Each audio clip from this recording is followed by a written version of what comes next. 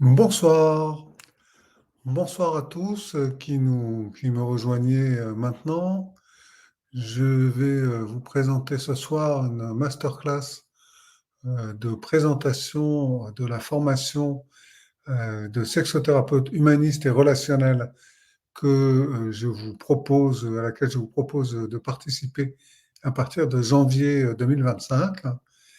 Et je vous remercie déjà de vous connecter.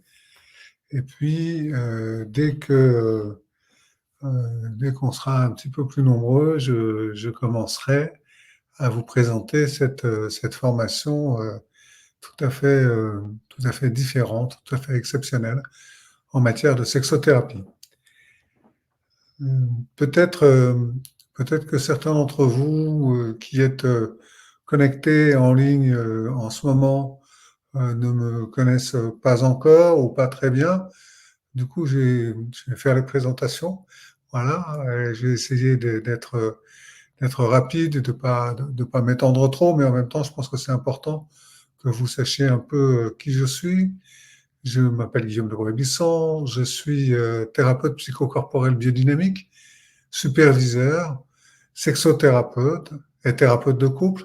Je travaille sur la sexualité depuis des années. J'ai publié plusieurs ouvrages, dont un qui s'appelle S'expanouir et l'autre qui s'appelle De l'amour du couple et de la sexualité, Lettre à mon fils. Voilà, et puis j'en ai publié d'autres aussi auparavant sur le couple et puis sur la psychologie biodynamique aussi, qui est ma formation initiale et qui me tient très à cœur. Euh, voilà, je co-anime avec mon épouse Sabrina l'Université de l'amour, qui est en fait regroupe deux activités. Premièrement, une chaîne YouTube gratuite ouverte à tous qui présente de très nombreuses vidéos sur les questions d'amour, de couple, de sexualité et de spiritualité, avec de nombreux intervenants qui en général viennent le lundi soir, comme aujourd'hui, pour parler de leurs livres sur ce sujet-là.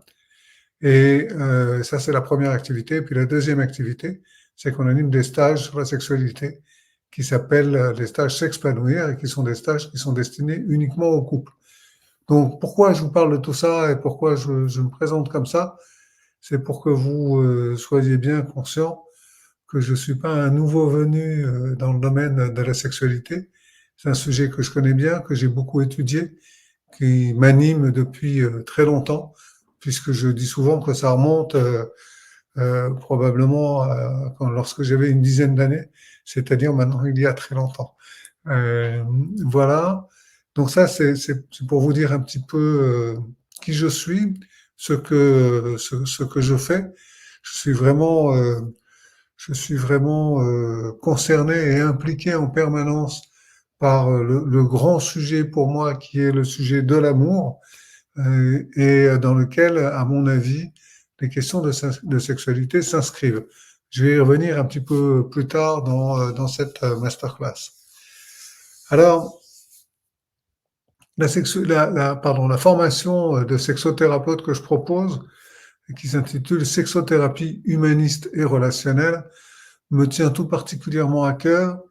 J'ai décidé de la mettre en place après avoir reçu un certain nombre de témoignages de la part de mes patients sur la manière dont ils avaient été reçus par certains confrères ou consoeurs sexothérapeutes et en fait pas considérés comme ils auraient aimé être considérés. Et alors j'ai plusieurs petites anecdotes, mais qui sont pas intéressantes en tant que telles.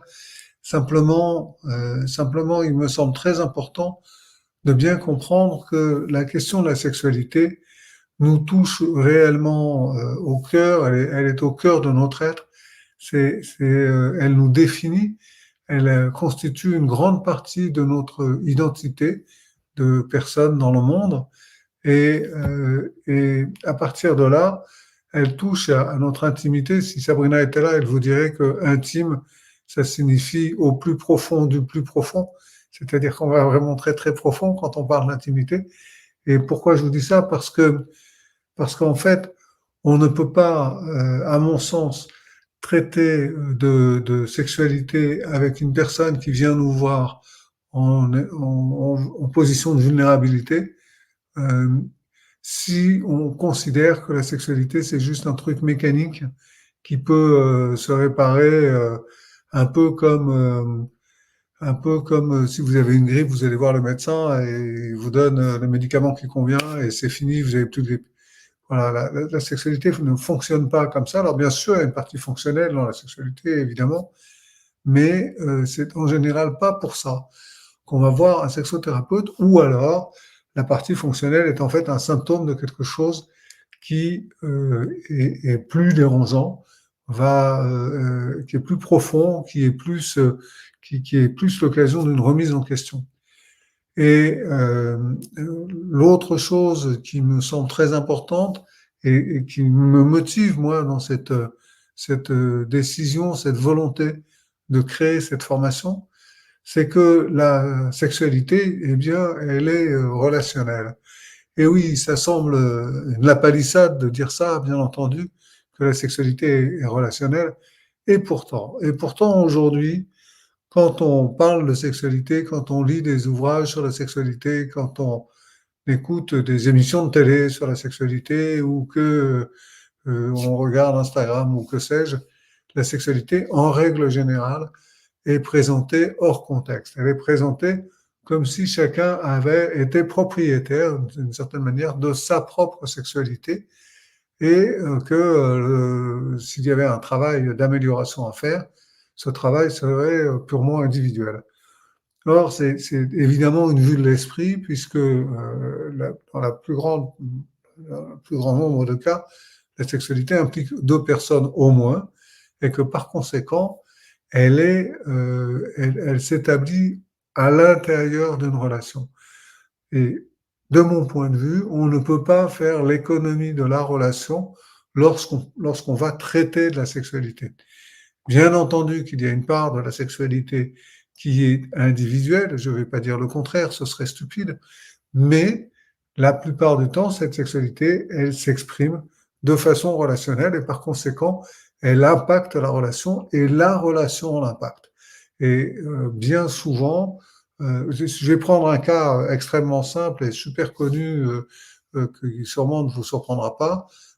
Il est très courant, par exemple, que des hommes viennent en cabinet de sexothérapie en se plaignant d'avoir des difficultés érectiles avec leur conjoint, avec leur compagne ou leur compagnon. Et puis, lorsqu'on les interroge un peu plus, on s'aperçoit qu'ils n'ont pas de difficultés érectiles, par exemple le matin quand ils se réveillent, ou qu'ils n'en ont pas non plus lorsqu'ils font l'amour en dehors de leur couple. Donc, on voit bien là-dedans que suivant la nature de la relation et la qualité de la relation et l'historique de la relation, eh bien, le fonctionnement sexuel individuel est différent. Donc, vous voyez bien, avec ce tout petit exemple, qui est encore une fois très connu et très courant en sexothérapie, que la relation impacte la sexualité de la même façon que la sexualité impacte la relation. On ne peut donc pas parler de l'un sans parler de l'autre. Alors ça, c'est la partie relationnelle. Et pourquoi je dis humaniste? Je dis humaniste pour les mêmes raisons. C'est-à-dire que lorsque on vient accueillir un patient qui arrive avec des difficultés d'ordre sexuel, il est absolument essentiel d'être dans une position d'accueil, une position douce, une position d'écoute, une position de compréhension où on va chercher à prendre en considération toute la, la personne de manière holistique, on va dire, voilà, de façon à pouvoir réellement lui apporter une aide qui parfois ne sera pas une aide qui sera apportée sur un plan purement sexuel, mais très souvent sur un plan plutôt psychologique. Alors, si vous êtes thérapeute, vous êtes sans doute dans le cadre de votre exercice confronté à différentes situations. Une situation courante de patient qui vient voir son thérapeute, à un moment de la relation, peut-être pas forcément au début d'ailleurs, c'est qu'à un moment, il va se retrouver avec des difficultés sexuelles d'ordre fonctionnel ou psychologique. Ces difficultés sexuelles, il va en parler avec plus ou moins de difficultés, avec plus ou moins de simplicité dans le cadre de sa thérapie avec son thérapeute.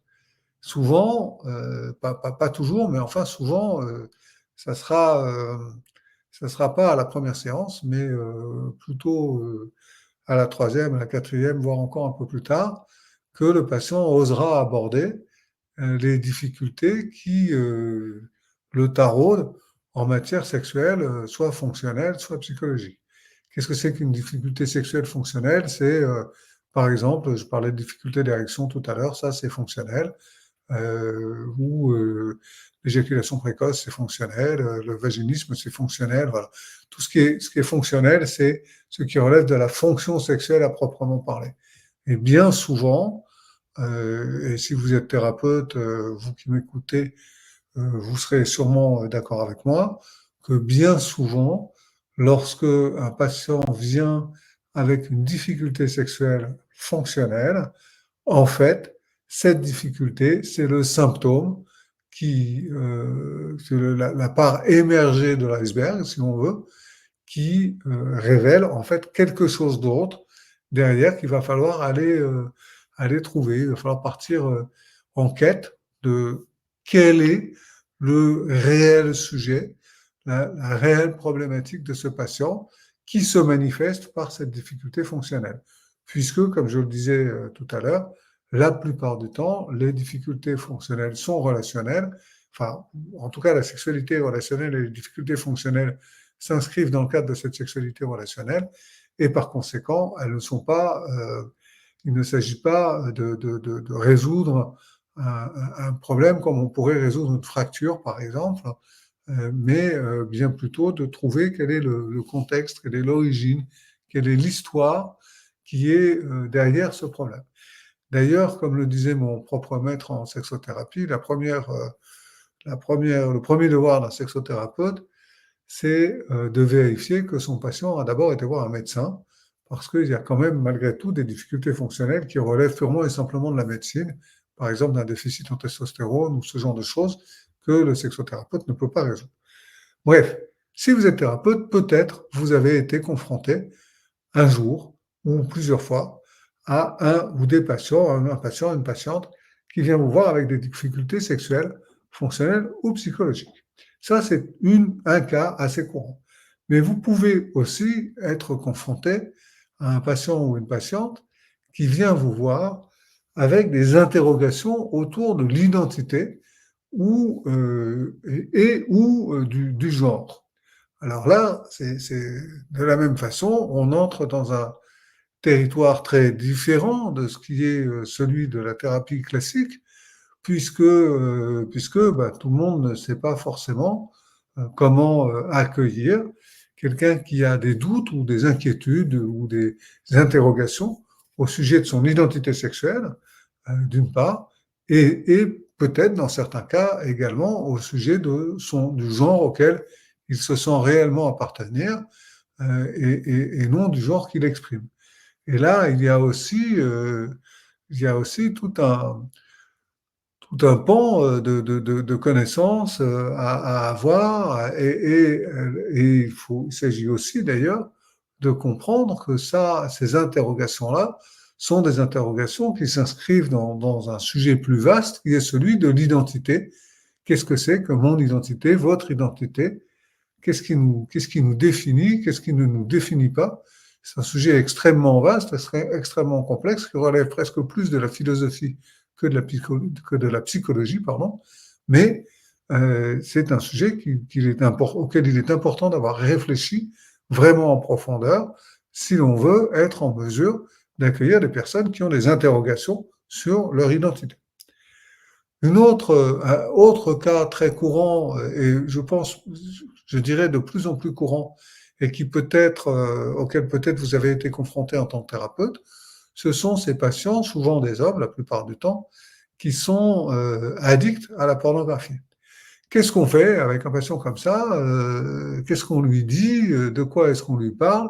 Quelles sont les connaissances qu'on a besoin de lui faire connaître? de quoi s'agit-il en réalité? Est-ce que l'addiction à la pornographie est identique à l'addiction, je ne sais pas, par exemple au cannabis ou à l'alcool? Ou bien est-ce qu'il s'agit d'une addiction spécifique? Qu'est-ce que ça vient révéler sur la personne? Quelle est la souffrance qu'il y a derrière, s'il y en a une? Voilà des questions qui sont des questions essentielles lorsque quelqu'un vient vous voir avec une addiction à la pornographie. Et puis, quel est notre job? Quelle est la façon dont nous pouvons aider notre patient qui vient nous voir avec une addiction à la pornographie?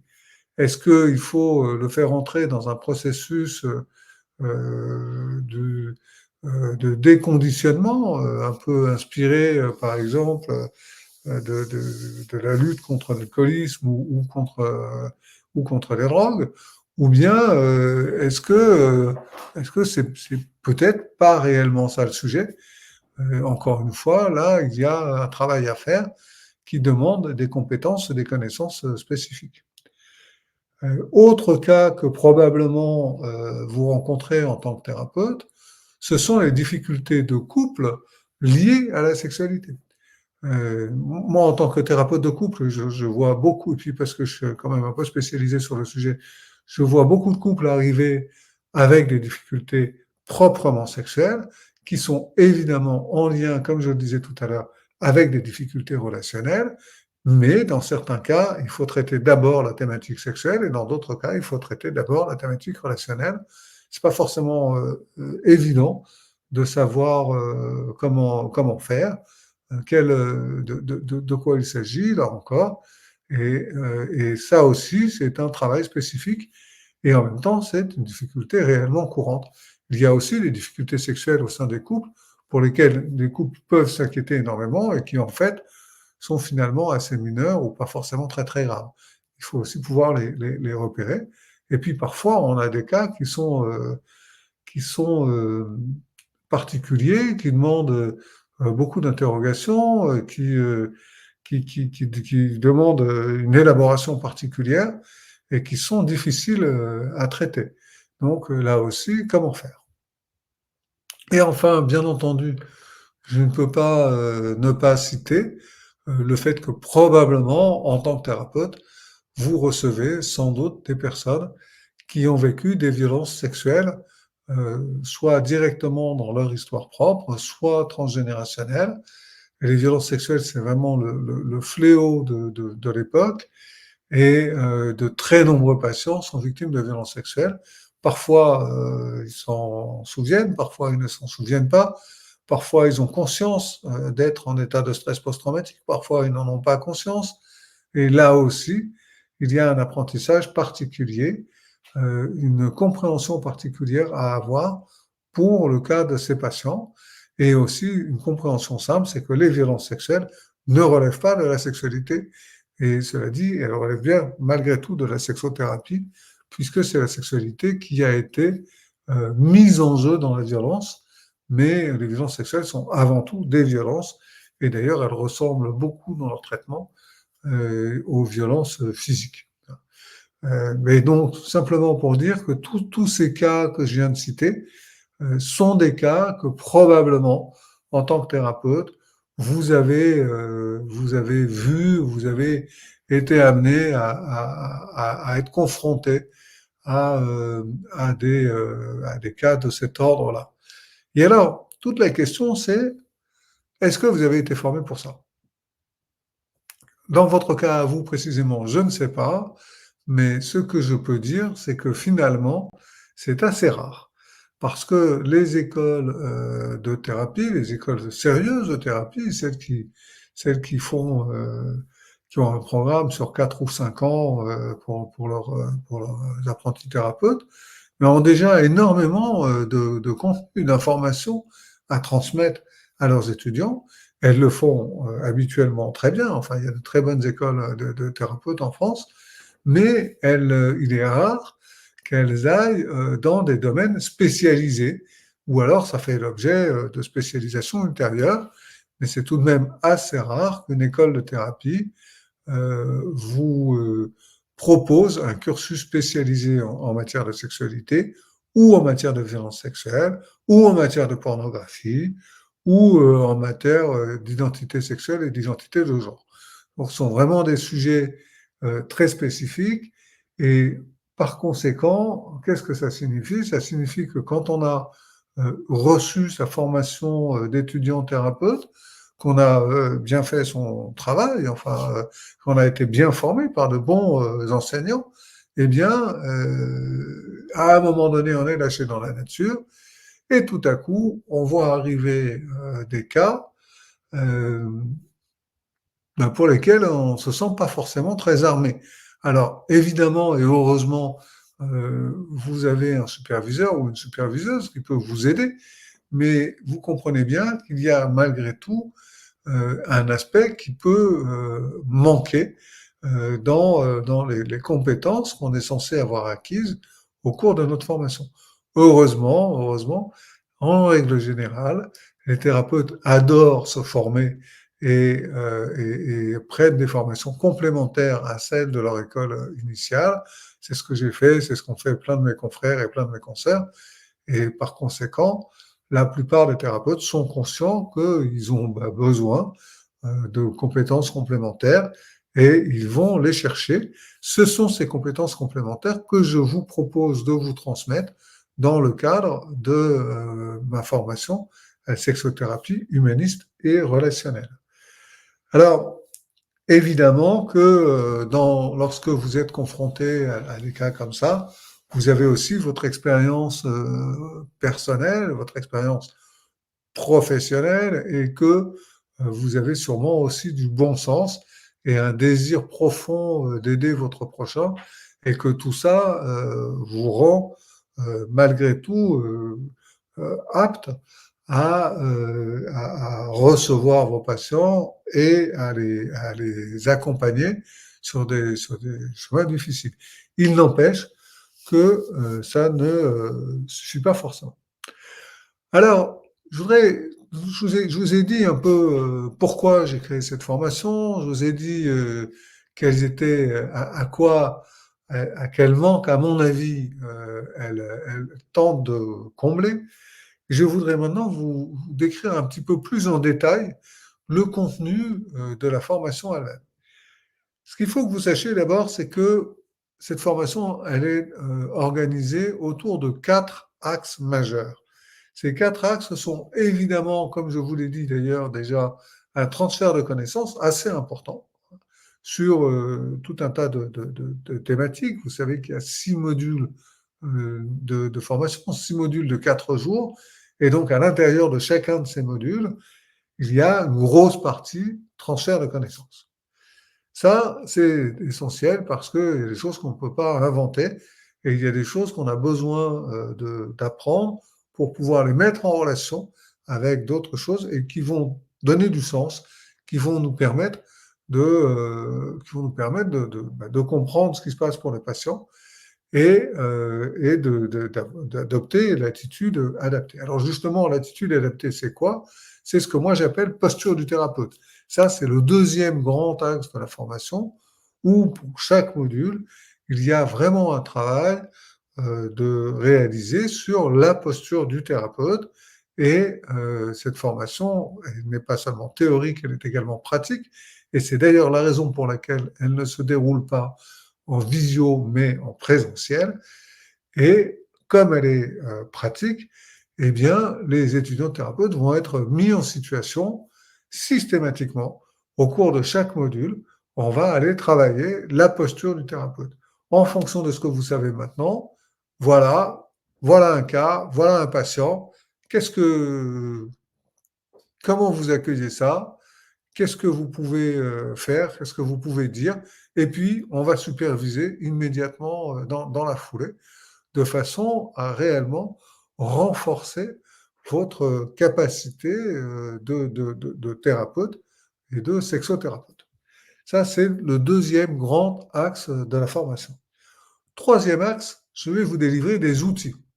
Alors, qu'est-ce que ça veut dire un outil? Ben, ça dépend des fois. Il y a toutes sortes d'outils différents. Si je prends le cas du module numéro 1 qui est consacré aux questions d'identité, Eh bien, dans le module numéro 1, les outils que j'ai prévu de développer, il y en a deux principaux. Il y en a un qui est les hérotypes de Laura Pinson.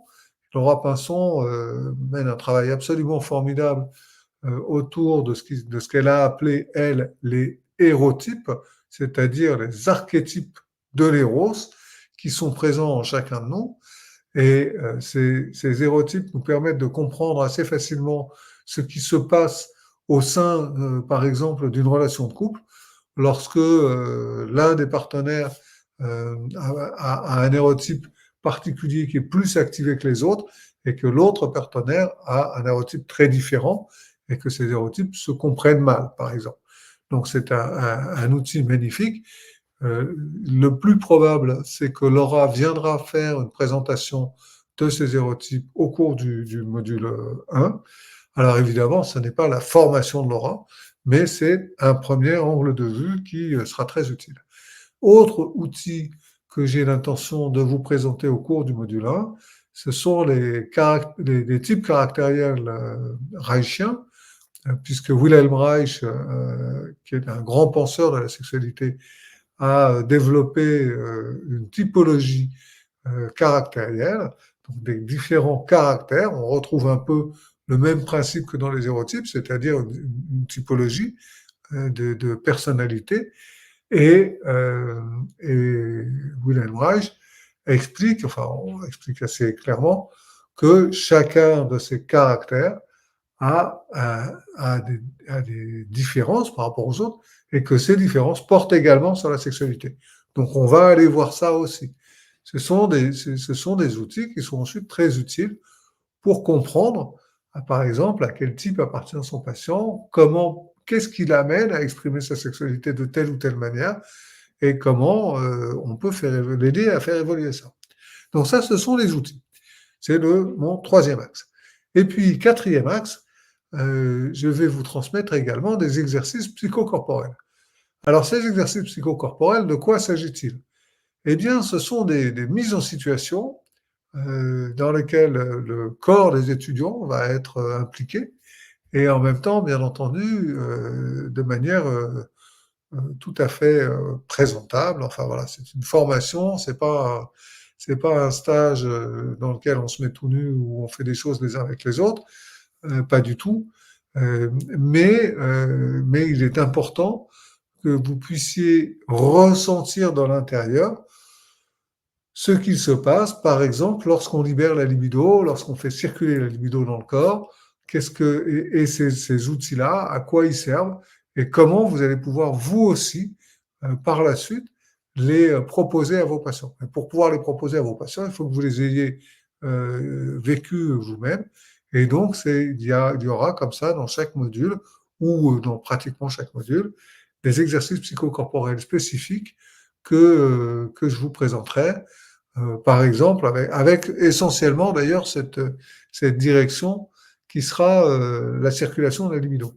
Du coup, ça va nous amener à revisiter, par exemple, des concepts comme les chakras, et comme qu'est-ce qui se passe dans les chakras, comment ça circule et pourquoi c'est important de les ouvrir, etc., etc. Mais également d'autres choses que les chakras. Ces exercices psychocorporels ne sont pas tous des exercices énergétiques. Voilà, donc ça, c'est les grands axes de la formation qu'on retrouve dans chacun des modules. Et puis, alors, les modules eux-mêmes, je n'en parle pas là parce qu'ils sont présentés de manière assez claire et détaillée, il me semble, sur la page du site web Université de l'amour, où se trouve le descriptif de la formation de sexothérapie humaniste et relationnelle.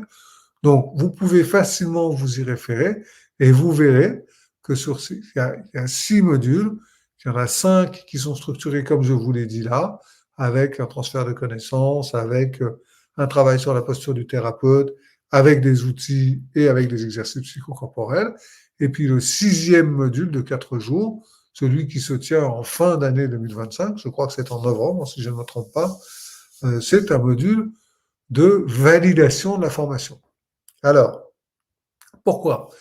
Parce que être sexothérapeute, c'est sérieux. Par conséquent, je vous propose une validation et une certification sur la base de plusieurs critères. Premièrement, le premier critère, évidemment, c'est d'avoir été présent pendant tout le long de la formation, c'est-à-dire au cours des 6 modules et d'avoir fait les 4 jours des 6 modules, voilà. Donc ça, c'est la première chose. Ça, c'est la question de l'assiduité, qui vous donne une première validation. Et puis, lors du 6e module, on va faire une épreuve pratique. L'épreuve pratique, qu'est-ce que c'est? Eh bien, c'est une sexothérapie avec un patient. Et cette sexothérapie, elle est faite devant l'ensemble des étudiants et également devant moi, bien sûr. Et elle est suivie d'une supervision qui explique les points forts et les points à améliorer de l'exercice sexothérapeutique auquel on a assisté là. Donc ça, c'est une première chose, cette épreuve pratique. Deuxième élément, au cours de la formation, c'est-à-dire pendant l'année, vous aurez eu à rédiger un mémoire en 3 parties. Et alors, ces 3 parties, ce sont premièrement mon histoire sexuelle en lien avec la sexothérapie. Qu'est-ce qui fait que je veux devenir sexothérapeute? Quel est mon processus à moi et comment il s'est développé dans l'année? Ça, c'est une première partie. Une deuxième partie, c'est un cas concret, c'est-à-dire j'ai un patient pour lequel j'ai décidé un suivi en mode sexothérapie. Voilà avec quoi il est venu, voilà ce que j'ai proposé et voilà où il en est maintenant. Donc c'est une étude de cas. Et puis la troisième partie, qui est la partie qui sera soutenue devant le groupe, c'est seulement cette partie-là qui sera soutenue en public, c'est une partie théorique sur un thème que vous aurez choisi en accord avec moi, en lien avec la sexualité ou la sexothérapie. Donc, je ne sais pas, quelque chose, par exemple, qui va toucher à la fois la sexualité et la relation de couple, ou le genre, ou je ne sais pas, enfin voilà, un travail théorique de réflexion pour lequel vous vous appuierez sur les acquis de la formation. Et au moment du 6e module, vous aurez réalisé ce mémoire, je l'aurai déjà relu, et vous présenterez cette troisième partie au groupe. Ça, c'est une deuxième condition importante. Ensuite de ça, vous ne serez pas encore certifié. Ensuite de ça, pour être certifié, il faudra avoir suivi avec moi un minimum de 6 supervisions de sexothérapie que vous aurez données à un de vos patients. Et par conséquent, ces 6 supervisions ne se feront pas forcément pendant l'année de formation. Elles se feront peut-être l'année d'après, hein, ou les mois qui suivent. Et puis, l'autre chose, c'est d'avoir été mon assistant sur les stages S'expanouir que je donne avec Sabrina à des couples, et où là, on a en direct des situations de couples confrontés à des difficultés de sexualité que l'on cherche à aider, à accompagner, et qui ont des réactions ou des abréactions ou qui sont confrontés à des problèmes qu'ils ont du mal à dépasser, etc. Et où on est en plein dans la sexualité, l'humanisme et le relationnel. Et par conséquent, vous, en tant qu'assistant, vous nous aiderez à, euh, à conduire ces situations parfois délicates à un premier niveau. Et bien entendu, pour le faire, il faudra avoir déjà reçu la formation et par conséquent, l'assistanat se déroule après avoir complété la formation. Par conséquent, la certification complète, non pas seulement la validation, mais la certification complète, se déroule à peu près une année après avoir réalisé la formation. Alors, pendant que je vous parlais, je me suis dit que j'oubliais quelque chose. Euh, mais je ne sais plus ce que c'est. Ça me, ça me reviendra peut-être. Voilà. Euh, pour la question de comment s'inscrit-on? Alors, le prix de la formation en 2025 est de 3 000 euros. Ce prix sera très probablement augmenté en 2026. C'est vraiment parce que c'est la première promo que je pars sur un tarif qui est plutôt un tarif modéré en matière de formation. Euh, Et l'inscription, les modalités d'inscription sont les suivantes. Pour vous inscrire à la formation de sexothérapie humaniste et relationnelle, il faut me faire parvenir un premier règlement de 1 000 euros ainsi que 4 chèques de 500 euros chacun. Ce qui fait donc 1000 plus 2000, 3000 euros. Le premier règlement de 1 000 euros sera encaissé un mois avant le premier module. Et les autres règlements, les autres chèques de 500 euros seront encaissés à chaque fois un mois avant le module suivant. Donc un mois avant le module 2, un mois avant le module 3, etc. Mais je dois recevoir les 5 chèques dès le début pour m'assurer de votre engagement à suivre cette formation. Si jamais il se trouvait que vous ne pouviez pas assister à un module ou à une partie de module, ce module ne vous serait pas remboursé. Il faut que je sois très clair là-dessus. En revanche, ce qui serait attendu de vous, ce serait de refaire ce module l'année suivante, de façon à ce que vous ayez bien l'intégralité de la formation avant de démarrer votre exercice de sexothérapeute. Voilà. Qu'est-ce que je peux vous dire d'autre? Quelque chose d'important à savoir, c'est que cette formation n'est pas certifiée Calliope. Je ne pense pas qu'elle le sera, parce que je n'ai pas l'intention de me lancer dans l'immense travail administratif que cela représente. Et par conséquent, il est, je pense, quasiment mission impossible de faire financer cette formation par un dispositif externe du genre OPCO, OPCA ou je ne sais pas trop quoi, qui vous aiderait à financer cette formation. C'est vraiment une formation qui sera financée sur vos deniers personnels. Voilà, voilà. Il faut que vous sachiez également que sur la page web où apparaît cette masterclass, vous devez, je crois, avoir en dessous un calendrier qui vous permet de prendre rendez-vous avec moi si vous souhaitez qu'on fasse un entretien Zoom individuel afin de lever quelques doutes ou si vous avez des questions supplémentaires ou que sais-je. Enfin voilà, je serai bien volontiers à votre écoute et désireux de dialoguer avec vous sur tout ça. J'espère vous avoir apporté la totalité des informations que vous attendiez. Faites bien attention aux dates qui sont indiquées sur la page web qui décrit la formation. Ces dates ne bougeront plus. Elles ont bougé à un moment donné, donc peut-être que vous avez consulté cette page web il y a déjà longtemps. Dans ce cas-là, retournez-y, puisque les dates qui sont inscrites maintenant sont bel et bien les dates définitives. Voilà. La formation, le déroulement de la formation se fera dans un lieu magnifique, mais ne comportera pas a priori de restauration. Donc on amènera à se manger ou on se restaurera dans les petits bistrots à côté. Et puis, le lieu propose des chambres éventuellement pour ceux qui le souhaitent, mais la formation en tant que telle n'est pas prévue pour être résidentielle. En même temps, ça peut être pratique de loger sur place, bien entendu, puisque les sessions sont de 9h à 17h. Voilà, bon, si vous souhaitez, en tous les cas, il faudra probablement organiser quelque chose pour votre hébergement et pour votre restauration. Voilà, c'est surtout ça que je voulais dire. Voilà, voilà, voilà. J'espère que je n'ai rien oublié.